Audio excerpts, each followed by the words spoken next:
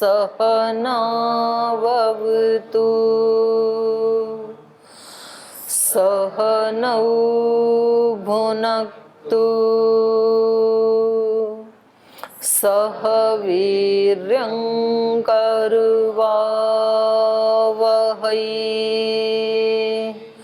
तेजस्विनावधीतमस्तु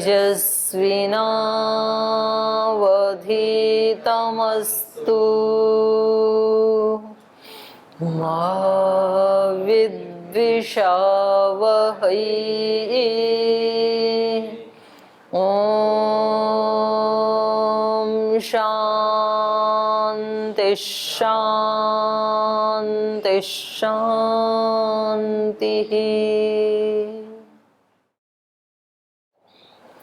योग दर्शन के प्रथम पाद में हम अभ्यास और वैराग्य के बारे में पढ़ रहे थे। तो अभ्यास हमने पढ़ लिया था। अभ्यास क्या होता है? तत्र स्थितौ यत्नोभ्यास। और स्थितौ का मतलब क्या है? चित्तस्य प्रशांत वाहिता। प्रशांत वाहिता का मतलब क्या है? जब चित्त लंबे समय तक प्रशांत का एक प्रवाह बन जाए। जैसे नदी का एक प्रवाह होता है ना, टूटता नहीं है नदी का प्रवाह। एक पानी आगे बहता है, फिर दूसरा आता है, तीसरा आता है, तो निरंतर वो प्रवाह बना रहता है। ऐसे चित्त की प्रशांति का प्रवाह बना ही रहे, टूटे नहीं, और वो लंबे समय तक बना रहता है, तो उसको कहेंगे चित्तस्य प्रशांत वाहिता। और उसी को यहाँ पर कहा है स्थिति।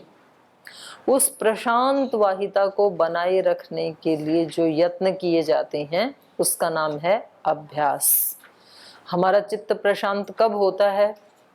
ध्यान करते समय, उपासना करते समय, या कोई हमें जो पसंद है ऐसी कोई चीज हम सुनते हैं, देखते हैं।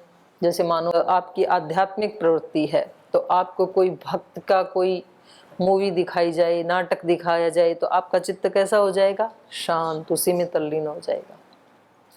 क्योंकि आंख से आप वो देख रहे हैं जिसमें आपकी रुचि है। अब कोई प्लेयर है तो वो जब खेलता है तो उसका चित्त कैसा रहता है? प्रशांत रहता है, क्योंकि उसकी रुचि है उसमें। तो हम तब प्रशांत होते हैं, या तो कोई हमारी रुचि का विषय होता है, या तो फिर कोई आध्यात्मिक विषय होता है। वो किसी को भी, जैसे म्यूजिक किसी को भी शांत करेगा, रुचि नहीं है उसको भी शांत करेगा। तो ऐसे ऐसे जो उपाय हैं उन सब का अभ्यास करते रहना, उनके लिए यत्न करते रहना, इसका नाम तो अभ्यास है। और वैराग्य फिर दो प्रकार का बताया। दृष्टानुश्रविक विषय वितृष्णस्य वशीकार संज्ञा वैराग्यम। देखे हुए और सुने हुए जो विषय हैं उनमें चित्त हमारा ना जाए, वितृष्ण हो जाए। देखो, एक तो होता है छोड़ना और एक होता है छूटना। तो जो छूटने वाली स्थिति है चित्त की, उसका नाम वैराग्य है। छोड़ने वाली स्थिति का नाम वैराग्य नहीं है। वो तो अभ्यास की श्रेणी में आएगा फिर, क्योंकि हम हटा रहे हैं। और जो अपने आप ही छूट गया, हमारा जाता ही नहीं है किसी भी देखे हुए विषय में या सुने हुए विषय में, चित्त कोई ले जाना भी चाहे तो भी नहीं जाता है, तो ये है वैराग्य।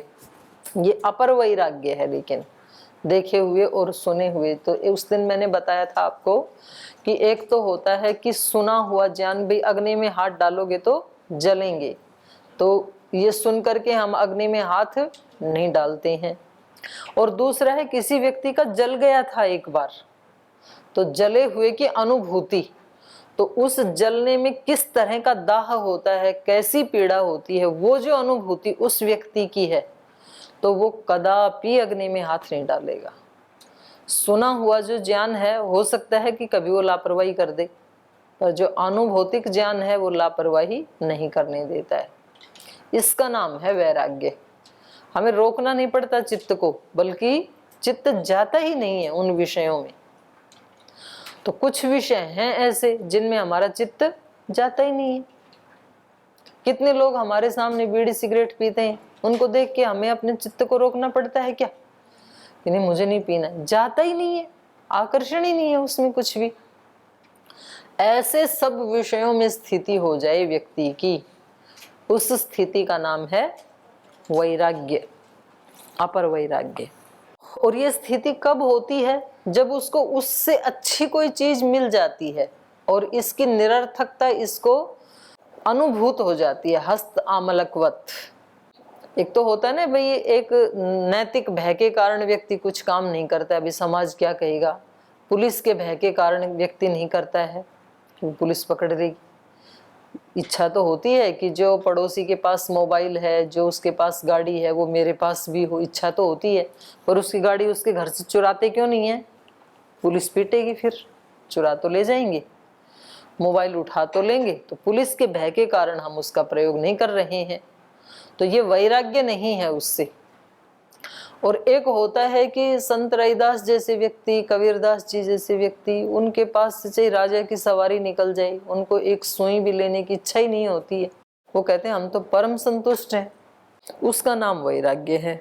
तो किसी भी इंद्रिय के विषय में चित्त ना जाए, चाहे वो देखे हुए विषय हैं चाहे सुने हुए हैं, और उसकी हेयता की अनुभूति हो चित्त में, उसकी तुच्छता की अनुभूति हो कि ये सब चीजें हैं, तुच्छ हैं ये, और जो मुझे मिला है और इससे ज्यादा जो मुझे पाना है वो बहुत ही श्रेय है, वो बहुत अच्छी चीज है।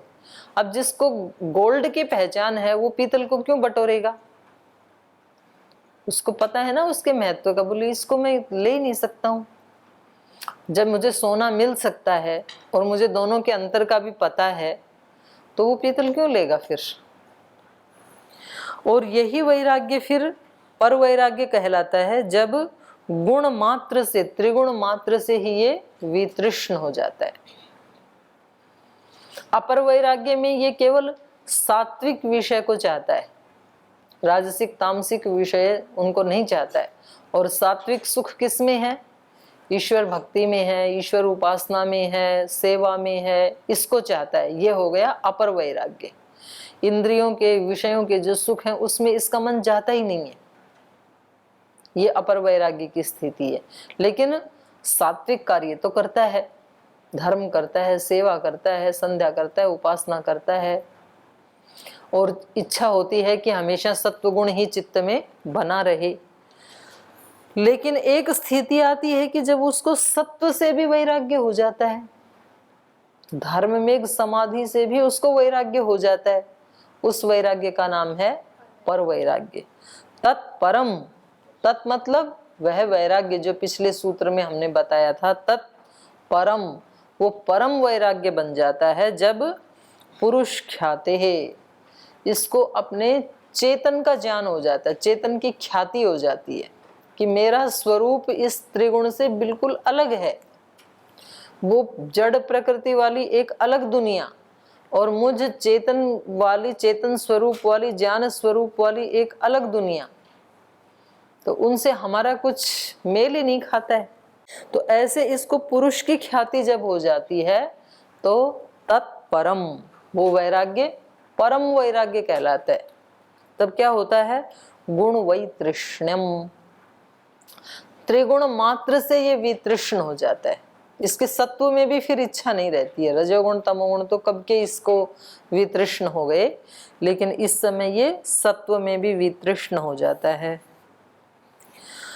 दृष्टानुश्रविक विषय दोषदर्शी विरक्त पुरुष दर्शनाभ्यासात् तच्छुद्धि प्रविवेक आप्यायितः बुद्धि गुणेभ्यो व्यक्त व्यक्त धर्म केभ्यो विरक्त इति।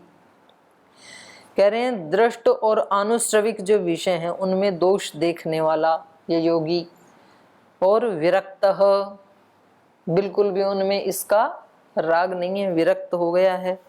कैसे हुआ? पुरुष दर्शन अभ्यासात, बार बार अपने पुरुष स्वरूप का, चेतन स्वरूप का अभ्यास करने से, ध्यान करने से, जब आंख बंद करता है तुरंत अपने चित्त को, वृत्तियों को रोक करके अपने स्वरूप में प्रतिष्ठित हो जाता है, उसका इसने अभ्यास कर लिया। उस अभ्यास, यहाँ पर हमने क्या पढ़ा था? प्रशांत वाहिता। तो लंबे समय तक चित्त इसका निरुद्ध अवस्था में रहता है, प्रशांत वाहिता की स्थिति में रहता है। तो इस अभ्यास से ये इन सारे विषयों से विरक्त हो गया है और उनमें दोष दिखता है इसको, विषय दोषदर्शी, विषयों में दोष देखने वाला। तच्छुद्धि प्रविवेक आप्यायिता बुद्धि। तो इसकी ये जो शुद्ध बुद्धि है, जो कि प्रविवेक आप्यायिता बुद्धि, इसकी बुद्धि कैसी है? विवेक से आप्यायित, विवेक से नहीं प्रविवेक से, प्रकृष्ट विवेक से जो आप्यायित घिरी हुई है, माने हमेशा उत्कृष्ट विवेक से घिरी हुई जो बुद्धि है, उससे भी बुद्धि गुणेभ्यो व्यक्त अव्यक्त धर्म के भ्यो। कैसे गुणों से ये विरक्त हो जाता है? व्यक्त गुणों से भी अव्यक्त गुणों से भी। व्यक्त गुण कहाँ तक हैं? व्यक्त गुण हैं बुद्धि तत्व से लेकर के पंचभूत शरीर तक। सत्वरजतम सम साम्यावस्था प्रत्यय महान, तो महान से लेकर के, महान मतलब मैं तत्व बुद्धि तत्व एक ही बात है, तो वो ये सारे हैं मैं तत्व से लेकर के पंचभूत तक तो व्यक्त गुण, और उसके भी मूल में अव्यक्त गुण। तो उन दोनों से ये विरक्त हो जाता है। व्यक्त अव्यक्त धर्म के भ्यो गुणेभ्य विरक्त इति।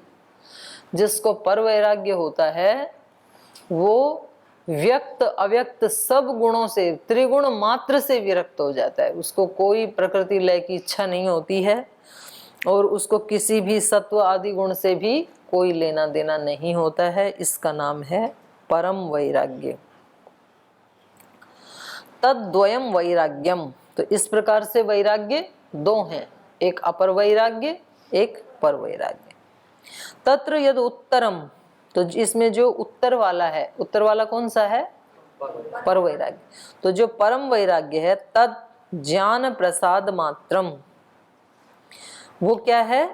अगले वाला जो वैराग्य वो क्या है? ज्ञान प्रसाद मात्र। ज्ञान प्रसाद मतलब ये पुरुष ही ज्ञान रूप है, चेतन रूप है।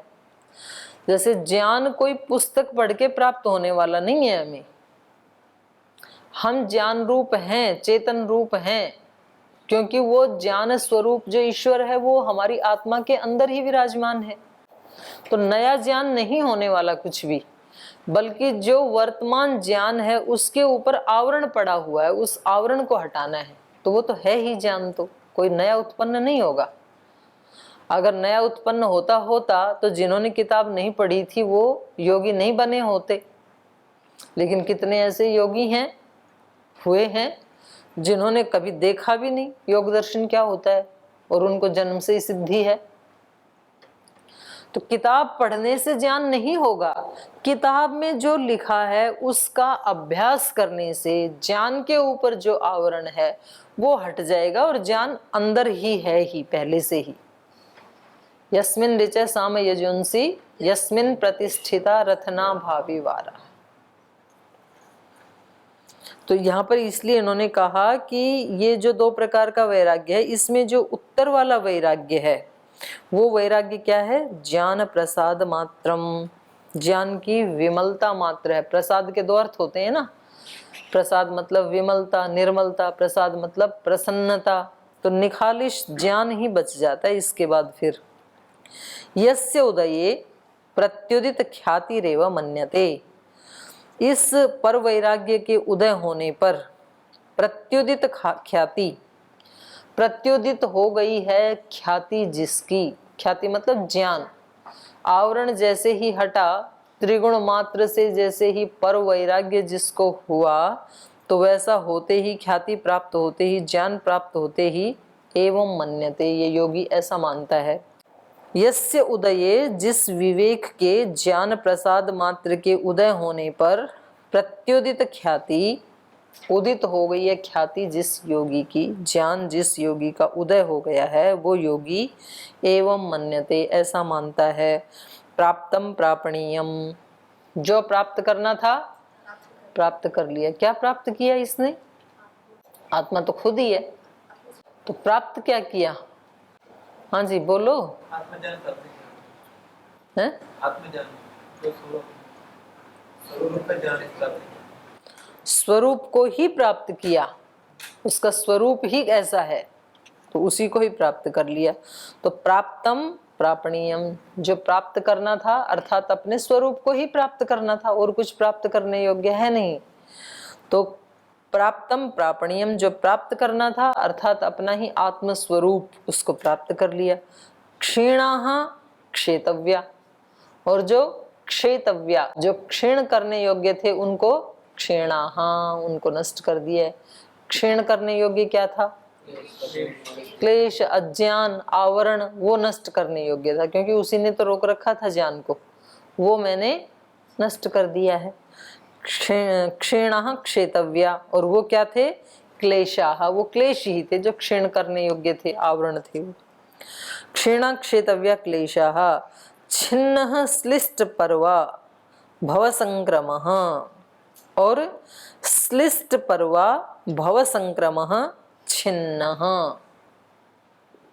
जो अज्ञान अविद्या था श्लिष्ट पर्व वाली, श्लिष्ट पर्व वाली भव संक्रमः, और जो भव में डालने वाली जो अविद्या थी, माने भव में डालने वाली अविद्या मतलब जन्म मरण का जो प्रवाह था, तो भव संक्रमः, इस भव सागर में आने का जो संक्रमण था, आना जाना जो प्रवाह चल रहा था, वो छिन्न हो गया है। श्लिष्ट पर्व, श्लिष्ट कहते हैं जो लगातार चलता रहे, अविरल।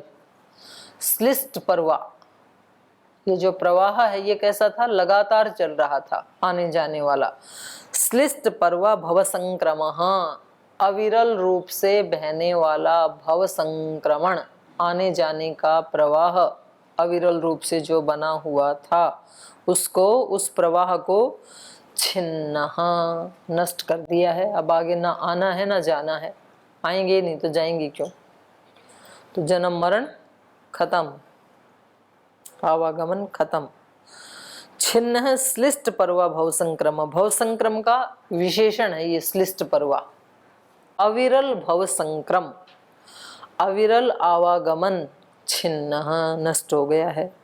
यस्य अविच्छेदात जनित्वा म्रियते मृत्वात जायते, उस भव संक्रमण का, उस जन्म मरण के प्रवाह का अविच्छेदात, नष्ट न होने से, जब तक वो नष्ट ना हो जाए तब तक, अविच्छेदात, उसका विच्छेद न होने से, जनित्वा म्रियते मृत्वात जायते, तब तक क्या रहता है? पैदा हो करके मरते रहते हैं, मर के फिर पैदा होते रहते हैं, ये चलता रहता है। तो कहीं ना कहीं हमें इस आवागमन का ये जो अविरल प्रवाह चल रहा है, इसको छिन्न करना है, ये है क्षीणा क्षेतव्या। तो अब कह रहे हैं ज्ञानस्य एव पराकाष्ठा वैराग्यम, तो ये वैराग्य कैसा है? ज्ञान की पराकाष्ठा, माने आत्म स्वरूप को प्राप्त कर लिया तो इससे बड़ा ज्ञान और क्या होगा? अब तो और किसी चीज का ज्ञान प्राप्त करना बाकी बचा नहीं। अपने स्वरूप का ज्ञान हो गया, प्रकृति का ज्ञान हो गया, त्रिगुण मात्र का ज्ञान हो गया, तो ये क्या है? ज्ञान की पराकाष्ठा। ज्ञानस्य पराकाष्ठा वैराग्यम, वैराग्य क्या है? पर वैराग्य क्या है? ज्ञान की पराकाष्ठा। एतस्येव हि न अंतरीयकम कैवल्यम इति, कह रहे हैं एतस्य ही न अंतरीयकम, इसके बिना, इस परम वैराग्य के बिना न कैवल्यम इति, कैवल्य की प्राप्ति नहीं हो सकती है। कितना भी पढ़ लें, कितना भी सुन लें, करना पड़ेगा। क्या करना पड़ेगा? क्षीणा क्षेतव्या और प्राप्तम प्रापणीयम, आत्मस्वरूप को प्राप्त करना पड़ेगा। उसके ऊपर जो आवरण है और ये अविरल जो जन्म मरण का प्रवाह है, इसको क्षीण करना पड़ेगा। इसके बिना कोई भी व्यक्ति मुक्त नहीं हो सकता है। न अंतरीयकम, इसके बिना न कैवल्यम, कैवल्य को प्राप्त नहीं कर सकता, माने अविनाभावी है ये वैराग्य जो मोक्ष है। पर वैराग्य के बिना कैवल्य की प्राप्ति नहीं हो सकती है। तो पहले तो अपर वैराग्य हो हमें, और अपर वैराग्य भी बहुत कठिन साधना करने से ही होता है, नहीं तो चित्त का इतने जन्मों के जो प्रवाह हैं हमारे संस्कारों के, तो जैसे विषय सामने आता, आलम्बन सामने आता है, तो वैसे ही इंद्रियां उसको लेना चाहती हैं। जैसे ही पानी पूरी पाव भाजी सामने आती है, हलवा सामने आता है, जीभ उसको खाना चाहती है, क्योंकि कई बार खाया है तो संस्कार बने हुए हैं। बड़ा कठिन है, मतलब खा भी लें और बिल्कुल मन उधर ना जाए, ये बड़ा कठिन है। और फिर उसके बाद पर वैराग्य, वो और ज्यादा कठिन, क्योंकि जब व्यक्ति अपने सारे इनको शुद्ध कर लेता है, इंद्रियों के विषयों को और चित्त को शुद्ध कर लेता है, तो फिर उसको सूक्ष्म शक्तियां मिलती हैं, अलौकिक शक्तियां, सिद्धियां। तो जो उसमें बताया ना, स्वाध्यायादिष्ट देवता संप्रयोग है, ऐसी सूक्ष्म शक्तियों के साथ उसका संबंध स्थापित हो जाता है। तो उनसे बातचीत करता है, उनसे लेना देना होता है, मतलब जब चाहिए उनको बता दो, वो दे देती हैं। अब उनसे भी वैराग्य होना, मतलब ये तो बहुत सुखदायी स्थिति है ना व्यक्ति के लिए। अज्ञान कभी थोड़ी देर के लिए भी आए नहीं, ज्ञान का हमेशा आलोक बना रहे, किसी वस्तु का अभाव ना हो, जब जितने लोगों की जो सेवा करना चाहे वो कर सकता है, और उसको भी छोड़ना। तो कह रहे हैं साधन लेकिन वो ही है, क्योंकि उसके बिना कैवल्य की प्राप्ति नहीं हो सकती है। तो कैवल्य की प्राप्ति करने के लिए शुरुआत कहाँ से करनी है? अभ्यास और वैराग्य से। और अभ्यास नाम किसका है? चित्त की प्रशांत वाहिता का नाम है। तो ज्यादा से ज्यादा प्रयास पहले क्या करना है? चित्त शांत रहे, और उससे अगला काम चित्त ही ना रहे, ना रहे बांस, ना बजे बांसुरी। क्योंकि अंतःकरण का जो धर्म है ना, वो इसमें राग द्वेष ये चलते ही रहते हैं, ये बड़ा कठिन है। पर वैराग्य, वहां पर भी तो दूसरा अन्य जगह क्या बताया, वहां पर विवेक ख्याति अविप्लवा हानोपाय, वही बात यहाँ भाष्य में कही जा रही है, जो सूत्रकार ने वहां कही ना। हान का उपाय क्या है? कैवल्य प्राप्ति का उपाय क्या है? अविप्लव विवेक ख्याति, अविरल बनी रहे वो विवेक ख्याति, खंडित ना हो थोड़ी देर के लिए भी, नहीं तो जिस क्षण खंडित हुई उसी क्षण में चौपट कर देता है सब, सारा जप तप जो है ना, एक क्षण में चौपट हो जाता है। जैसे ही विवेक टूटा, कोई भी असुर घुस जाता है उसमें फिर। तो ये अविवेक ख्याति हानोपाय, अविप्लवा विवेक ख्याति। जैसे वहां कठोपनिषद में आया है ना, अथ धीरा अमृतत्वम विदित्वा ध्रुवम अध्रुवेशु इह न प्रार्थयन्ते। उसको प्राप्त करके ध्रुव और अध्रुव उन लोगों की प्रार्थना नहीं करता है व्यक्ति। धीरा, धीर पुरुष, अमृतत्वम विदित्वा, उस अमृतत्व को जान करके, ध्रुवम अध्रुवेशु, यह अध्रुव में जो ध्रुव है, अध्रुव तो है सारे व्यक्त प्रकृति, और उसमें अध्रुव क्या है? मूल प्रकृति। व्यक्त में जो अव्यक्त वही ध्रुव है। तो कह रहे हैं उसकी भी प्रार्थना नहीं करता है वो, जब अमृत तत्व को प्राप्त कर लेता है तब। तो इस प्रकार से अथ उपाय द्वयेन, इन दो उपायों से, कौन से दो उपाय? अभ्यास और वैराग्य से, निरुद्ध चित्त वृत्ते है, चित्त की वृत्तियों के निरुद्ध हो जाने पर, कथम उच्यते संप्रज्ञात समाधि इति। तो कह रहे हैं कैसा लगता है फिर चित्त की वृत्तियां जब रुक जाती हैं इन दो उपायों से, अभ्यास और वैराग्य से? तो कहा कि समाधि लग जाती है फिर, और वो जो समाधि लगती है उसको क्या कहेंगे? संप्रज्ञात समाधि, क्योंकि उसमें सम्यक ज्ञान होता है व्यक्ति को। जैसे आवरण हटता है, संस्कार नष्ट नहीं हुए पर दिखने लग जाता है ठीक ठीक, सम्यक ज्ञान होता है। सम्यक प्रज्ञायते यस्याम सा संप्रज्ञात समाधि। तो वो क्या है? तो सूत्र बोलिए, वितर्क विचारानंदा अस्मिता रूपानुगमात संप्रज्ञात। वितर्क, विचार, आनंद, अस्मिता, इन चार भावों का अनुगत होना, अनुगत भाव से चित्त में आना, ये ही क्या है? संप्रज्ञात समाधि है। तो इसके भाष्य को फिर कल पढ़ेंगे, आज समय हो गया, आज यहीं विराम लेते हैं। ओम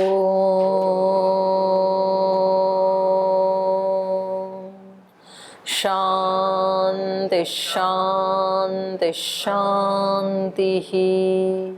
श्री गुरुभ्यो नमः।